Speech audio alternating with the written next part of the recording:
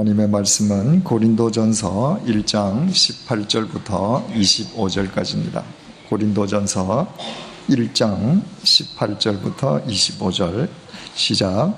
십자가의 도가 멸망하는 자들에게는 미련한 것이요 구원을 얻는 우리에게는 하나님의 능력이라. 기록된 바 내가 지혜 있는 자들의 지혜를 멸하고 총명한 자들의 총명을 패하리라 하였으니 지혜 있는 자가 어디 있느뇨? 선비가 어디 있느뇨?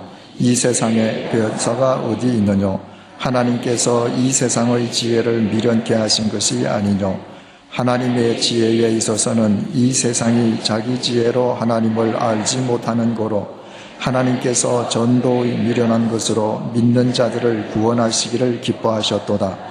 유대인들은 표적을 구하고 헬라인은 지혜를 찾으나 우리는 십자가에 못 박힌 그리스도를 전하니 유대인에게는 거리끼는 것이요 이방인에게는 미련한 것이로되 오직 부르심을 입은 자들에게는 유대인이나 헬라인이나 그리스도는 하나님의 능력이요 하나님의 지혜니라. 하나님의 미련한 것이 사람보다 지혜 있고 하나님의 약한 것이 사람보다 강하니라. 아멘. 우리 지난 시간에 파당과 분열을 일삼는 고린도 교회 교인들을 질책하는 사도 바울의 편지 내용을 보았습니다. 그 단락의 결론이 17절에서 이렇게 끝났죠. 그리스도께서 나를 보내심은 세례를 주게 하려 하심이 아니요 오직 복음을 전케 하려 하심이니. 예수님께서 바울 자신을 이 땅에 보내신 것은 세례를 주려 함이 아니라 오직 복음을 전하게 함이었다. 이것은 바울이 세례의 의미를 폄하하는 이야기가 아니라 세례의 형식보다 본질이 더 중요함을 일깨워주는 내용이라고 그랬죠. 세례란 옛 삶과의 단절입니다.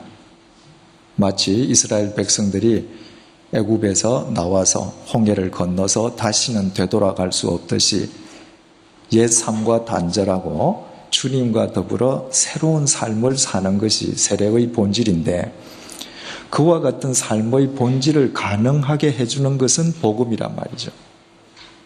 그래서 나는 세례의 형식을 위해서 온 것이 아니라 세례의 본질을 가능하게 해주는 그 복음을 전하기 위해서 나는 부르심을 받았다. 그리고 이렇게 끝을 맺었습니다. 말의 지혜로 하지 아니함은 그리스도의 십자가가 헛되지 않게 하려 함이라. 말의 지혜라고 하는 것은 헬라 사람들은 수사학, 웅변술 그리고 인간의 철학을 굉장히 중요시했거든요. 그러니까 나는 인간의 지혜의 바탕을 둔 언변, 쉽게 이야기하자면 말장난으로 복음을 전하려 하지 않는다. 그 이야기는 바꾸어 이야기하면 단순한 공기의 진동인 말이 아니라 내 삶이 뒷받침되는 나의 전 생애를 걸고 내가 복음을 전한다. 그 이유는 그리스도의 십자가가 헛되지 않게 하려 합니다. 여러분, 예수님께서 언어의 유희로 우리를 구원하신 거 아니지 않습니까? 예수님께서 말장난으로 내가 너희 구세주다고 말씀하신 거 아니거든요.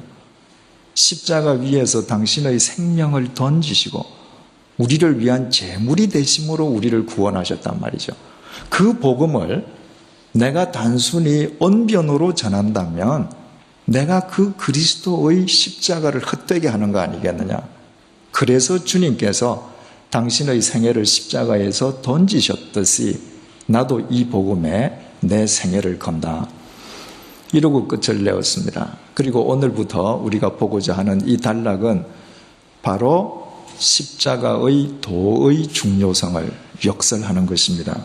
18절이 이렇게 시작됩니다. 십자가의 도가, 여기에서 도라고 하는 도는 헬라어로 로고스라고 기록이 되었습니다. 십자가의 말씀 이 말이에요. 그러니까 17절에서 바울이 복음이라고 이야기하지 않았습니까? 그 복음을 십자가의 말씀이라고 지금 다시 풀어서 설명하는 것입니다. 예수 그리스도의 말씀은 공허한 언어가 아니라 바로 십자가 위에서 이루어졌던 그 놀라우신 구원의 그 역사, 바로 그것은 멸망하는 자들에게는 미련한 것이요 구원을 얻는 우리에게는 하나님의 능력이다. 여기다 멸망하는 자, 거기다 공표를 한번 쳐보시고요. 구원을 얻는 우리 한번 공표를 쳐보십시다. 지금 서로 대비해서 보여주지 않습니까? 그런데 멸망하는, 그 다음에 구원을 얻는, 이것이 헬라어 원문에는 전부 다 현재 분사형으로 기록이 되어 있는데, 헬라어에서 현재 분사형이라고 하는 것은 현재도 지속적인 상황, 쉽게 말하자면 진행형이라는 거예요. 누가 십자가의 도를 미련한 것이라고 보는가? 지금 멸망의 길을 걷고 있는 사람. 그 사람은 십자가가 미련하게, 그 사람에게는 십자가가 미련하게 여겨진다는 거예요. 오늘도 이 세상에는 그 무슨 십자가처럼 고리따분한 얘기를 하느냐고 자신의 소유나 자기의 능력을 더 믿는 사람들이 있습니다. 그 사람들이 볼 때는 예수 믿는 사람이 참 한심한 거죠. 오늘 또 이 저녁 시간에 날씨도 안 좋은데 이 예배당에 찾아간다. 정말 그분들이 보건대는 어리석은 사람들이죠. 그러나 지금 현재 구원을 얻고 있는 사람들에게는 십자가는 하나님의 능력이 된다는 거예요. 그런데 지금 멸망의 길을 걸으면서도 그걸 알지 못하고 십자가의 도는 미련하다라고 하는 그 사람들이 어느 날인가 어느 순간인가 코끝에서 호흡이 멈출 때에 죄의 문제 해결 없이 그들이 어떻게 되는 겁니까?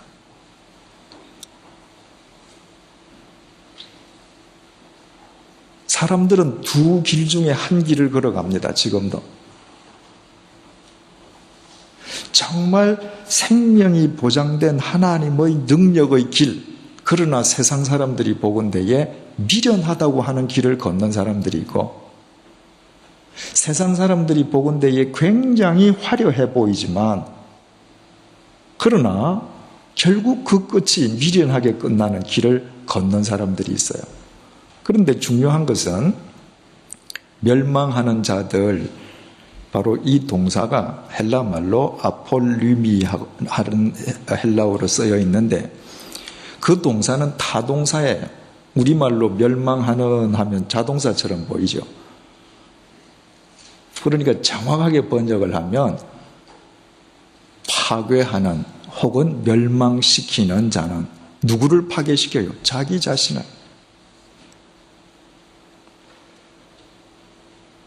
내가 예수 그리스도 안에서 죄의 문제의 해결 없이 지금이라도 호흡이 끊어진다면 그 이유는 나는 나 자신을 보장할 수 없는 거란 말이죠.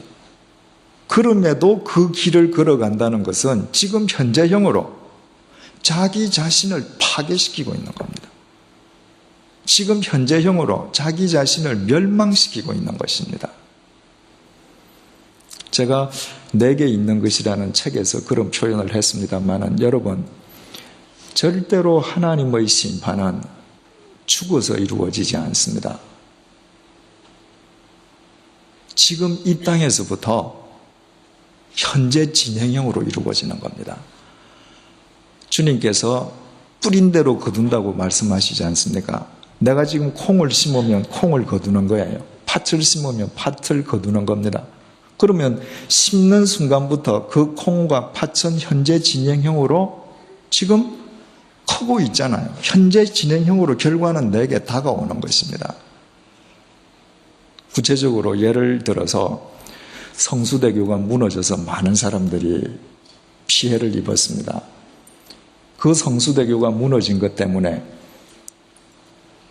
그 부실 공사를 했던 사람들이 뒤늦게 다 구속되고 그러지 않았습니까? 그러면 그 부실 공사로 인해서 그들에게 가해진 법의 심판이 언제부터 시작된 겁니까? 무너진 뒤에 시작된 것이 아니라 그들이 부실 공사를 하고 부당한 이득을 취할 때부터 그 심판은 시작된 겁니다. 그 부실한 다리가 눈에 안 보이게 0.001mm씩 조금씩 무너져 내릴 때마다 그들이 뿌린 씨앗에 대한 심판은 현재 진행형으로 다가오고 있었던 거예요. 세상에서는 내가 잘못한 잘못의 결과를 보지 않고 이 세상을 떠날 수도 있습니다. 하나님 앞에서는 아무것도 못 숨깁니다. 그래서 내가 이 땅에서 진리를 쫓아 살면 그 결과는 현재 진행형으로 지금 이루어지고 있는 것이고, 내가 그리스도 밖에 있으면 그것은 현재 진행형으로 나를 멸망시키고 있는 겁니다. 지금 파괴시키고 있는 거예요. 그러면 누가 진정한 의미에서 십자가의 도를 미련하다고 하는 거예요? 미련한 인간이 미련하다고 하는 겁니다. 세상에서 돈을 모으고 세상에서 출세하고 세상에서 권력을 잡는 데는 뛰어난 지혜가 있을는지 모르지만 자기 생명에 대해서 미련한 사람, 자기 인생에 대해서 미련한 사람, 내 코끝에서 호흡이 끝난 뒤에 일어날 일에 대해서 미련한 사람이 십자가를 미련하다 그러는 것입니다. 그들은 지금도 현재 진행형으로 자신들의 삶을 파괴시키고 있는 것이죠. 19절 말씀입니다. 기록된 바 내가 지혜 있는 자들의 지혜를 멸하고 총명한 자들의 총명을 폐하리라 하였으니, 지금 이 말은 이사야서 29장 14절 말씀이에요. 하나님께서 지혜 있는 자들의 지혜를 폐하고 총명한 자들의 총명을 폐한다 하셨다. 지금 바울이 고린도에 그 말을 인용을 했습니다. 지금 우리말로 번역된 말을 보면요, 바울이 쓴 그 헬라어의 원문의 깊은 뜻을 알기가 어렵게 되어 있습니다. 한번 헬라 말을 한번 보도록 하십시다. 지금 제일 위에 여기가 기록된 바 아폴로 패한다. 소위 지혜 있다고 하는 사람들의 지혜를 패한다.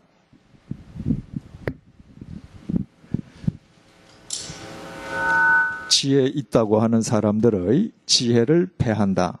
그리고 총명하다는 사람들의 총명을 멸한다. 그런데 가만히 보세요. 텐, 소피안, 시네신 딱 똑같이 끝나죠. 톤, 소폰, 시네톤. 대비해서 지금 보여주고 있죠. 제일 앞에 있는 이 아폴로라고 하는 게 내가 패한다, 멸한다. 뒤에 있는 이 동사 아테테소라고 하는 것이 내가 패한다. 자, 여기에서 멸한다는 동사는 바울이 내가 멸한다 제일 앞에다 썼거든요. 그러면 내가 지혜 있다는 사람의 지혜를 내가 패하고, 그리고 총명하다는 사람의 총명을 내가 패한다. 이 패한다는 동사를 앞에 갖다 둬도 돼. 그런데 바울은 일부러 이 동사와 이 동사를 제일 앞뒤에다 딱 갖다 뒀습니다. 패한다, 멸한다. 뭘? 니네들이 지혜가 있냐? 니네들 지혜를. 너희들이 총명하냐? 너희들의 총명을. 하나님을 부정하고 자기 지혜와 자기 총명을 절대시하는 인간의 모든 지혜와 총명을 하나님께서는 패하시고 멸하신다는 것입니다. 그래서 바울은 헬라말로 이렇게 똑같은 형식으로 운을 맞추면서 동사로 양 앞뒤로 이 구절을 감싸고 있습니다. 하나님께서 패하시지 않는다 할지라도 조금이라도 지혜가 있는 사람이라면 하나님 앞에서 자신의 지혜가 아무런 필요가 없다는 것을 알게 되어 있지 않습니까? 작년 연말에 동남아를 강타했던 쓰나미 있지 않습니까? 수초 만에 쑥밭이 되었죠. 그 앞에서 무슨 인간의 지혜가 가치를 바랍니까? 지진 앞에서 인간의 무슨 총명함이 필요가 있습니까? 어느 날 비수처럼 날아드는 죽음 앞에서 인간의 무슨 지식이 필요가 있습니까? 하나도 사실은 필요가 없는 것이죠. 20절 말씀입니다. 지혜 있는 자가 어디 있느냐? 선비가 어디 있느냐? 이 세상에 변사가 어디 있느냐? 하나님께서 이 세상의 지혜를 미련케 하신 것이 아니냐? 지금 우리말로 보면 어디 있느냐, 어디 있느냐, 어디 있느냐가 3번이 반복이 되었는데 그 어디 있느냐 하는 그 질문이 전부 다 뒤에 나와 있습니다. 헬라말은 거꾸로에 20절에 보니까 이게 어디 있느냐 이 말이에요. 어디 있느냐? 지혜가 대체 어디 있냐? 어디 있느냐? 그라마티우스 학자 똑똑하다는 사람이 도대체 어디 있냐? 어디 있느냐? 시제테테스 이건 우리말로 변사라고 번역이 되어 있는데 무속영화 시대의 변사가 아니고 아주 치밀한 철학적 논객을 의미합니다. 아주 쉽게 우리말로 철학이라고 이야기하면 되겠죠.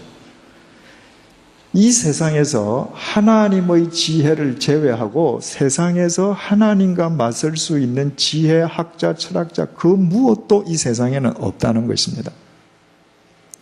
이유는 하나님께서 세상의 지혜를 미련하게 하셨기 때문이 아니냐. 하나님께서 인간을 지으실 때 인간을 유한한 피조물로 처음부터 지어졌습니다.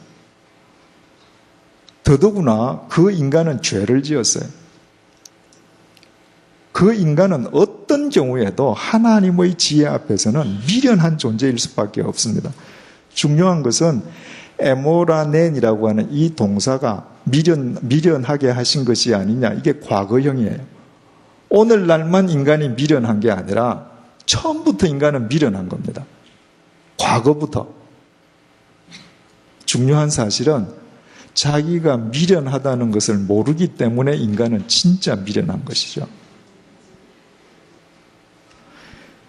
여기에서 바울이 세상의 지혜를 하나님께서 미련케 하신 것이 아니요 라고 말을 하면서 세상이라는 단어를 코스모스라고 썼습니다. 코스모스라고 하는 저 헬라 말은 질서를 의미하죠. 그런데 저 질서를 의미하는 저 단어가 나중에 이 세상 혹은 우주라는 의미로 바뀌어져요. 왜냐하면 인간들이 가만히 보니까 딱 정해진 시간이 되면 해가 떠요. 정해진 시간이 되면 해가 진단 말이죠. 밤이 되면 별이 뜨고요. 봄이 가면 여름 오고 가을 오고 겨울 오고 이게 조화롭게 이루어지거든요. 그래서 그 질서, 조화라는 뜻을 세상 우주라고 불렀는데 그 다음부터 헬라 사람들은 그 세상의 질서 우주 자체를 신으로 숭배하기 시작한 것입니다. 이 세상이 경배의 대상이 된 거예요. 하나님께서는 바로 그 모든 이 세상을 절대시하는 그 모든 지혜를 다 미련하게 패해버리셨다는 거예요. 생각을 해보십시오. 한 인간의 영혼을 구원하는데 십자가의 도 이외에 이 세상에 무엇이 인간을 죄에서 구원해 올릴 수 있겠습니까? 그 어떤 것도 하나님의 구원 앞에서는 다 미련할 수밖에 없다는 것이죠. 21절 말씀입니다. 하나님의 지혜에 있어서는 바로 20절 마지막은 세상의 지혜죠. 그런데 여기에서는 하나님의 지혜입니다. 지금 세상의 지혜와 하나님의 지혜를 대조해서 보여줍니다. 하나님의 지혜에 있어서는 이 세상이 자기 지혜로 하나님을 알지 못하는 거로 이 세상은 자기 자신의 지혜로는 절대로 하나님의 지혜를 알 수 없게 되어 있습니다. 왜? 세상의 눈으로 보면 십자가의 도를 통해서 나타난 하나님의 지혜는 미련하기 짝이 없는 것이거든요. 세상 사람은 절로는 하나님의 지혜를 알지 못하는 거예요. 그래서 하나님께서 전도의 미련한 것으로 믿는 자들을 구원하시기를 기뻐하셨도다. 이 말을 표준 세번역이 이렇게 쉽게 번역했습니다. 하나님께서는 우리의 어리석은 선포로 믿는 사람들을 구원하시기를 기뻐하셨습니다. 세상 사람들은 자기 스스로 하나님의 지혜를 알 수 있는 지혜를 갖고 있지 않습니다. 그래서 하나님께서는 우리처럼 어리석은 인간으로 하여금 전도하게 하시고 그 전도를 통해서 인간들이 십자가의 구원을 통한 하나님의 지혜를 알게 하셨다는 것이에요. 여기에서 전도라고 하는 것은 단순히 예수 믿으십시오 하는 전도의 행위뿐만 아니라 십자가의 구원의 내용, 복음의 내용까지도 포함하는 것이죠. 여러분 한번 생각해 보십시다. 누구든지 우리에게 이 예수 그리스도의 복음을 전해주는 사람이 없었던들 우리가 이 십자가가 하나님의 능력이라는 사실을 어떻게 알아요? 알 수가 없는 것이죠. 그래서 주님 오시는 그날까지 전도는 교회와 그리스도인이 감당해야 할 가장 중요한 사명 가운데 하나임을 알게 됩니다. 주님께서는 그 전도를 통해서 인간들을 구원하시기를 기뻐하신다는 거예요. 이제 우리가 다음 주부터 구역 성경 공부를 하지 않습니까? 그래서 구역끼리 성경 공부하면 참 교제하고 재밌지 않습니까? 그 예전 경우를 보면 출장 가시면서 주일 예배는 빠지시는 경우가 있는데 김포공항에 도착할 때 구역 공부에 맞춰서들 오시는 분이 계십니다. 구역 공부가 그만큼 좋은 거죠. 그런데 우리끼리 공부를 하고 우리가 영적으로 성숙해지는 것도 대단히 중요하지만 그런 모임을 통해서 우리가 이 복음의 전도의 사명을 다할 때 그때 우리를 이곳으로 불러주시고 알지 못했던 사람들과 더불어 구역되게 하신 하나님의 뜻은 더 아름답게 드러날 수 있는 것이죠. 22절입니다. 유대인들은 표적을 구하고 헬라인은 지혜를 찾으나. 여기 한번 원문을 한번 보십시다. 이 말은 뭐 하는 반면에 이겁니다. 유대인들은 표적을 구하는 반면에 헬라인들은 지혜를 찾는다. 그런데 이 표적이라고 하는 것은 구체적으로 눈에 보이는 현상이죠. 쉽게 이야기하면 어떤 기적 같은 현상을 이야기하는 거예요.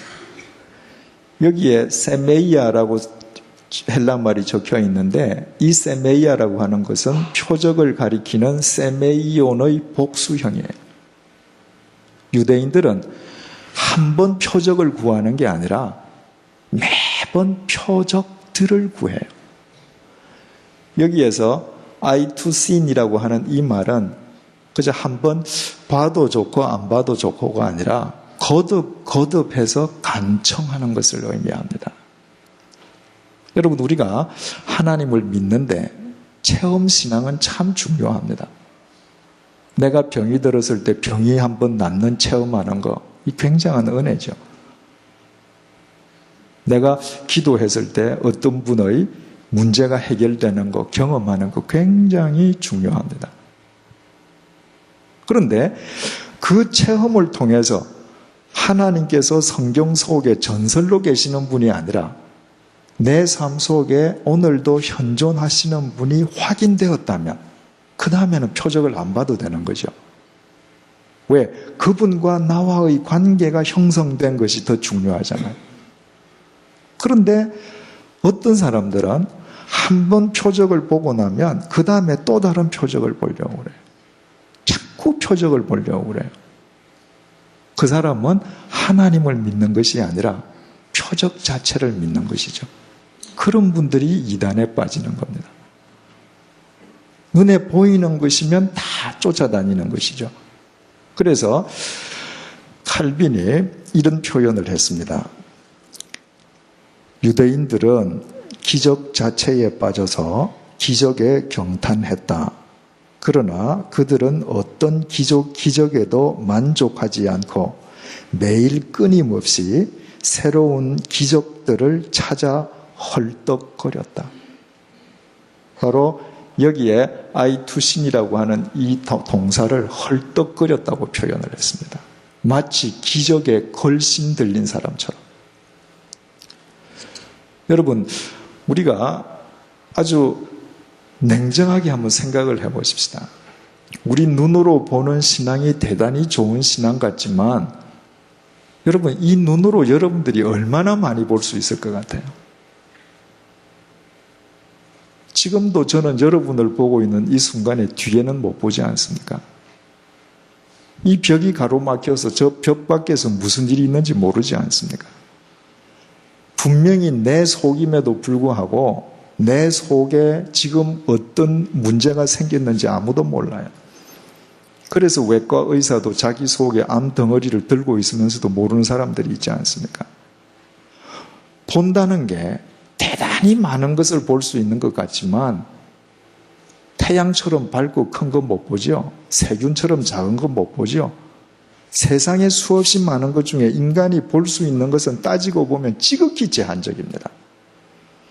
그거 보이는 대로 내가 믿겠다는 것은 안 믿겠다는 것과 똑같습니다. 그래서 예수님께서 도마에게 도마야 보지 않고 믿는 자가 복되도다. 하나님과 나와의 관계가 바로 형성되기만 하면 보지 않아도 다 믿을 수 있는 것이죠. 홍해가 갈라졌다고 하니까 하나님 내가 기도할 때 한강이 갈라져야 내가 믿겠습니다. 저는 한강이 안 갈라져도 믿을 수 있어요. 왜? 천지를 지으신 하나님이시니까. 당신의 뜻이 있으면 홍해뿐만 아니라 태평양인들 못 가르치겠어요. 헬라 사람들은 지혜를 제투신 찾았는데 이 제투신이라고 하는 이 단어는 끝까지 집요하게 추적한다는 것입니다. 여기에서 말하는 지혜는 두말할 것도 없이 인간의 이성, 인간의 지혜를 이야기하죠.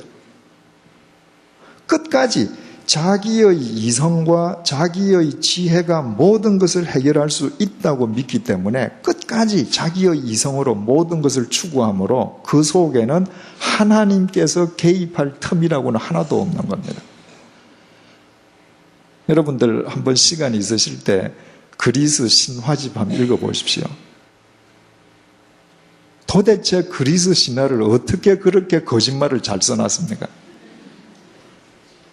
이 제투신이 이성으로 철저하게 끝까지 모든 것을 인간이 다 알 수 있는 것처럼 그 신화를 그렇게 만들어 놨습니다. 자, 유대인들은 기적에 걸신이 들려있고 헬라인들은 자신들의 이성과 지혜를 끝까지 신봉하는데 그럼 우리는 뭘 하는가?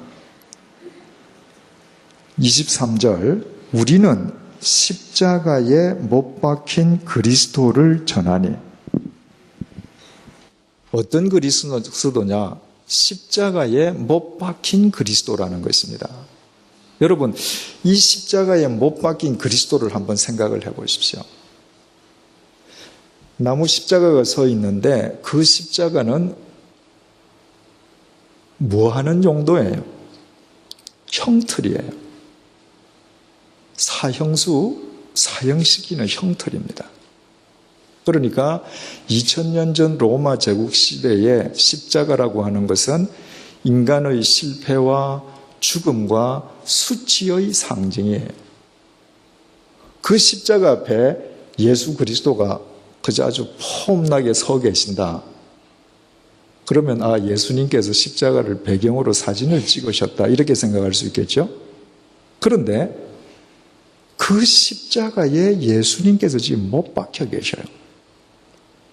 제수들을 못을 박을 때는 그거 다 옷을 벗겨서, 그 유대인들에게 있어서 그건 아주 수치의 상징이죠. 그리고 못을 박아요.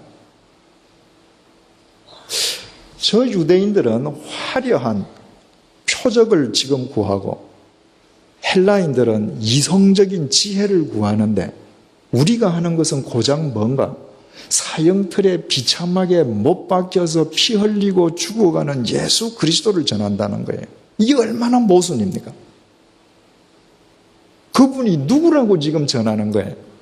그분이 하나님이고 구원자라는 것입니다. 만약에 그분이 구원자라면, 그분이 이 땅에 오신 하나님의 아들이라면 그런 모독을 안 당하셔야 하고, 죄수가 못 박혀 죽는 사형대에서 못 박혀서 죽었다면 하나님이 아니어야죠. 그런데 우리는 십자가에 못 박힌 그리스도를 지금 전합니다. 그 십자가에 못 박힌 그리스도가 유대인에게는 거리끼는 것이요, 그 십자가에 못 박히신 예수를 왜 유대인은 거리끼게 생각하는가? 신명기 21장 23절입니다. 한번 들어보십시오. 나무에 달린 자는 하나님께 저주를 받았습니다. 율법 책에 나무에 매달린 자는 전부 다 누구든 저주를 받은 자다. 지금 예수님이 나무에 매달려서니까 저주받은 자예요. 그 저주받은 분을 가리켜서 예수 믿는 사람들이 그리스도다, 메시아다. 그러니까 유대인들이야 당연히 꺼리할 수밖에 없죠.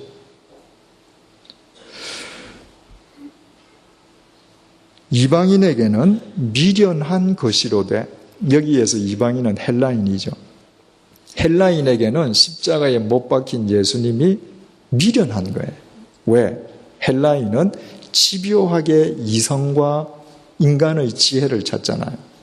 그러니까 그들은 금방 질문하는 것입니다. 아니, 진짜 구세주고 진짜 하나님이면 좀 이성적으로 인간을 구원하지, 좀 합리적으로 구원하지, 왜 저렇게 불합리하고 야만적으로 저렇게 매맞고 저렇게 모멸스럽게 구원하는가? 미련하다고 보는 것입니다. 그런데 24절, 오직 부르심을 입은 자들에게는, 부르심을 입은 자, 거기다 공표를 우리 한번 쳐보십시다. 오직 부르심을 입은 자들에게는 유대인이나 헬라인이나 그리스도는 하나님의 능력이요. 자, 원문을 한번 보시겠습니다. 부르심을 입은 자들에게는 유대인이나 헬라인은 이방인이죠. 그게 예전에는 유대인으로 태어나면 다 자기네들은 구원받는다고 생각했습니다. 이방인은 구원 못 받는 거예요.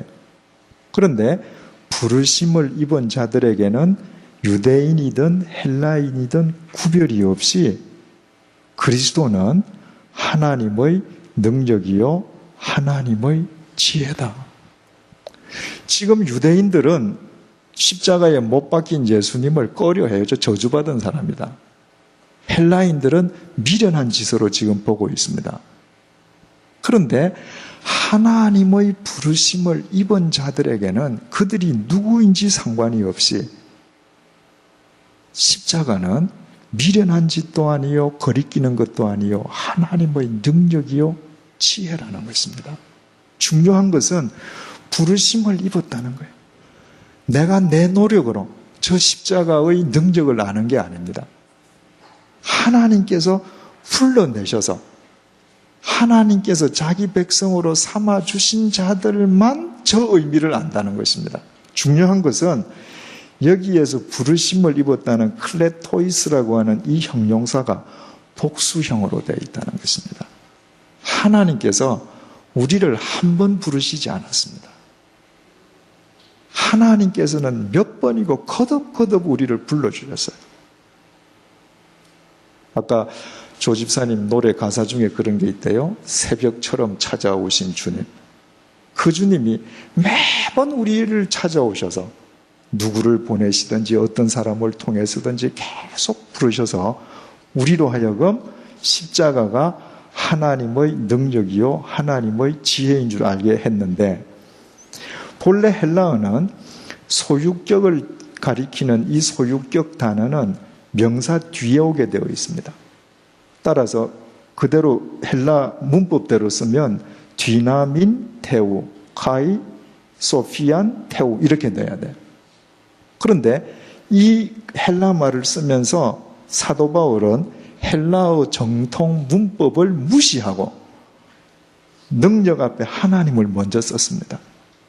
하나님께서 불러내신 사람들에게는 십자가는 하나님의 능력이고 하나님의 지혜가 된다는 것입니다. 여기에서 바울이 강조하고자 한 게 뭔가? 아까도 말씀드렸습니다마는 유대인이나 헬라인이라 하는 거. 유대인들은 본래 자기네들이 유대인이라는 것 자체만으로 선민이라고 생각하고 자기네들이 구원을 얻는다고 생각을 했습니다. 그런데 유대인이 이야기하는 것은 이제는 이방인이냐 아니냐 그게 중요한 게 아니라 하나님께서 부르셨느냐 안 부르셨느냐 하나님의 절대 주권을 강조하는 것입니다. 그 하나님께서 자기의 자녀로 부르신 자는 그리스도 안에서 누구든지 이 하나님의 능력과 은혜를 알게 된다는 것입니다. 이사야 43장 1절 한번 들어보십시오. 야곱아, 너를 창조하신 여호와께서 이제 말씀하시느니라. 너는 두려워 말라. 내가 너를 구속하였고 내가 너를 지명하여 불렀나니 너는 내 것이라. 야곱이 하나님 앞에서 의롭고 도덕적이고 윤리적인 사람이었습니까? 아니었지 않습니까? 그 이름 뜻이 발꿈치를 잡는다는 얘기잖아요. 여러 사기 행각을 많이 벌였습니다. 그런데 하나님께서 당신의 절대 주권으로 너는 내 것이라고 불러내심으로 말미암아서 하나님을 알고 그리스도의 선조가 되었습니다.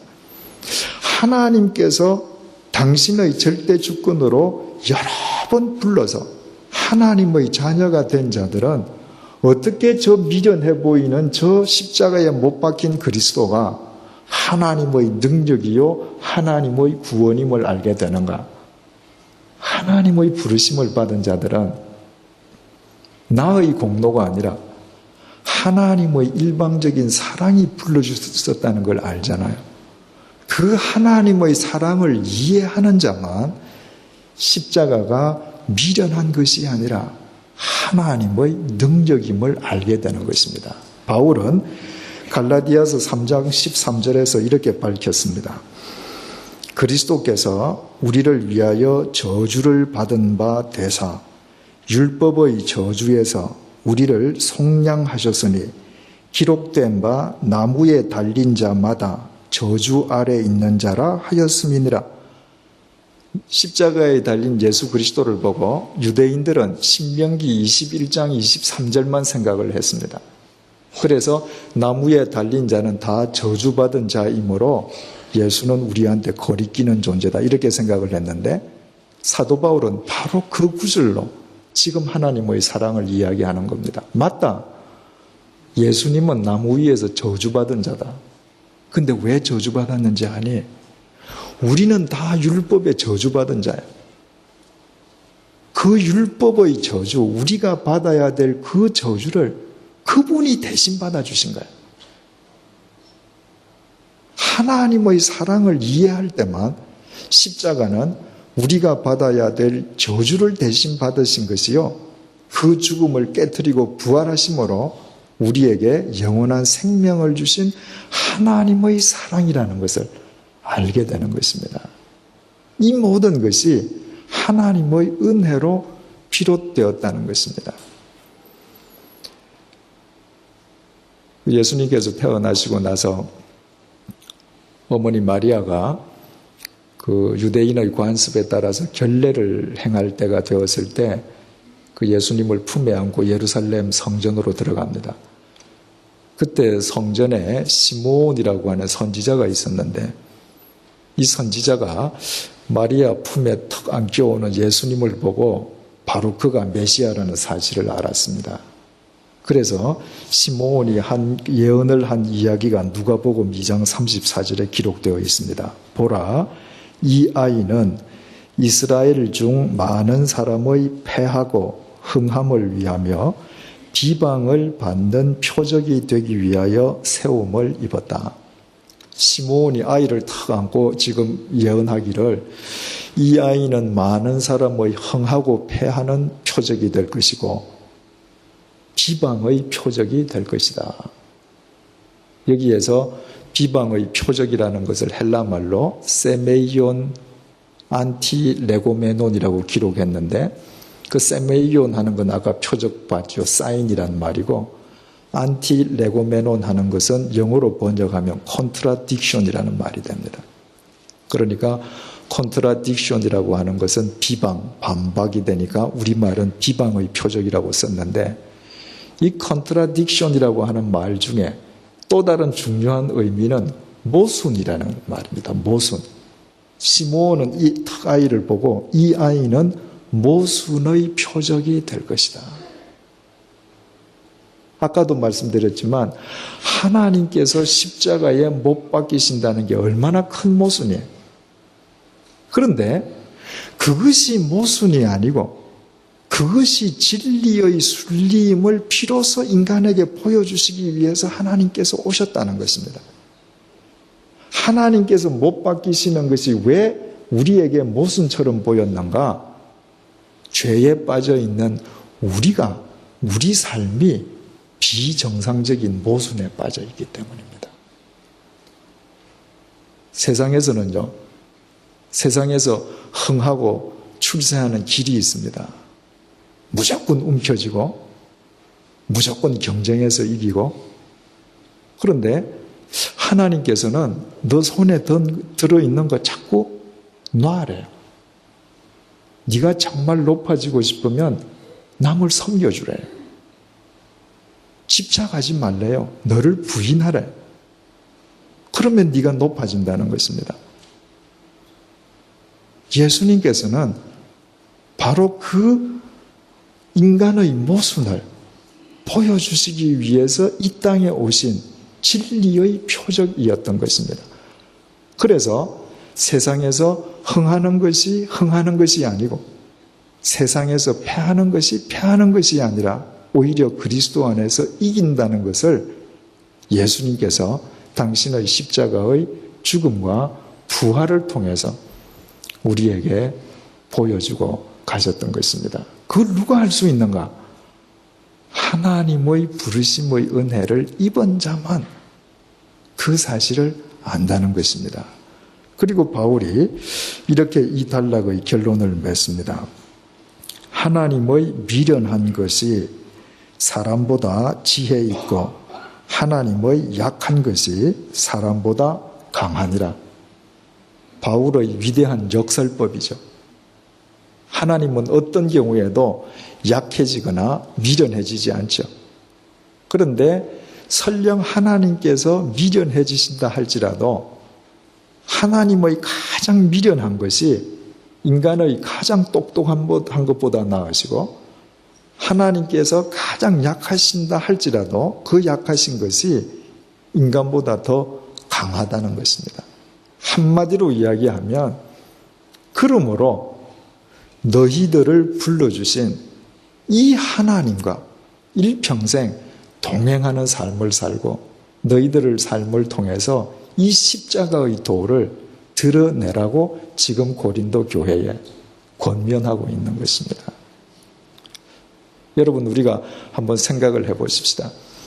우리는 십자가의 도가 미련한 것도 거리끼는 것도 아니고 하나님의 능력이요 지혜라는 사실을 알기 때문에 이 저녁에도 이렇게 나와 있습니다. 근데 그걸 우리가 어떻게 알게 됐어요?